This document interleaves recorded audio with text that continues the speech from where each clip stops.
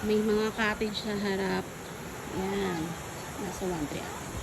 Second floor, nasa 900 ata. Yan, may mga cottage naman. Ang daming cottage available. So, andito tayo sa Atenas Resort. Pag gusto mo mag-overnight, yan, may mga room sila. Yan, swimming pool. Yan.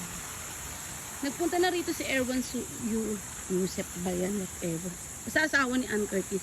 So, may mga kubo. Yan yung kubo. Kubo. Mga aircon room nila. Favor gusto mo ano.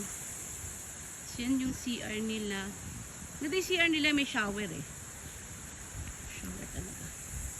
So, may mga space pa. Pwede pang gawa ng ano.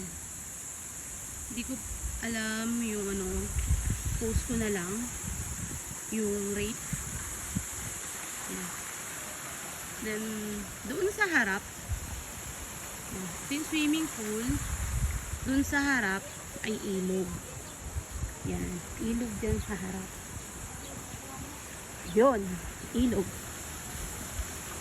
Doon yung grilled area. Sa dulo. Yan yung ilog. Yan. So, kung ayaw mag-swimming pool, pwede sa ilog. Yung cottage na. Yun lang siya sa tipid. 900 lang. Sa baba kasi 1.